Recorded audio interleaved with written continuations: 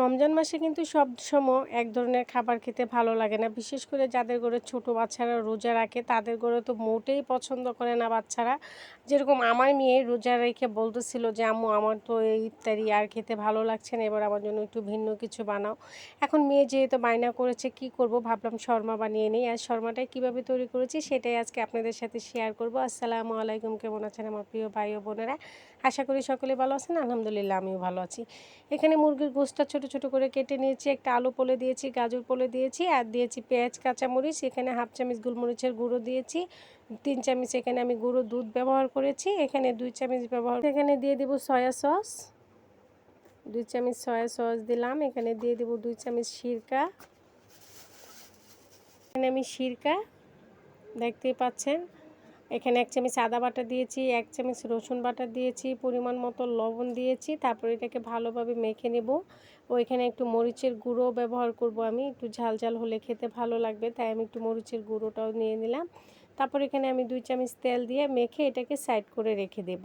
এটাকে সাইড করে রেখে আমি এদিকে ময়দাটা মেখে নেব। এটা কিন্তু ময়দা দিয়েও হবে, আটা দিয়েও হবে, কোনো সমস্যা নেই। তো আমি এখানে ময়দাই ব্যবহার করেছি।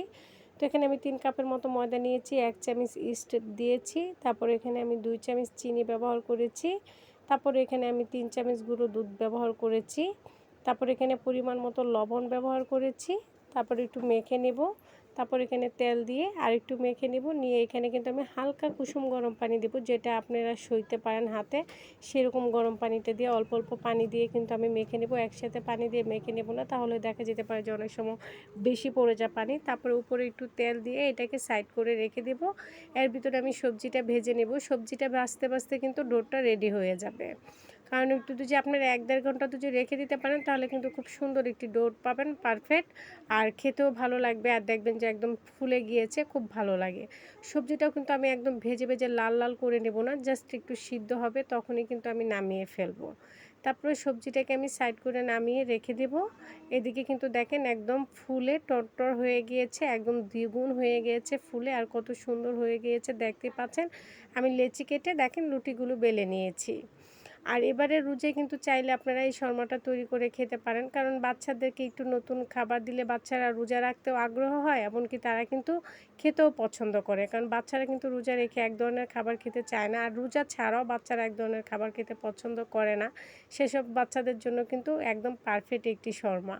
এর ভিতরে দেখেন আমি এখানে লাগিয়ে নিলাম মেয়োনিজ। এই মেয়োনিজটা কিন্তু আমি নিজেই তৈরি করেছি, আর আগে তো মেয়োনিজের ভিডিও আপনাদের সাথে শেয়ার, এখানে আমি ভিতরে যে সবজি আর মাংসটা ভেজে রেখেছি সেটা দিয়ে দিব রুটিতে, আর মেয়োনিজ দিয়ে দিব একটু পরে। সবজিটার উপরে একটু মেয়োনিজ আর টমেটো সস দিলে কিন্তু খেতে অনেক ভালো লাগে।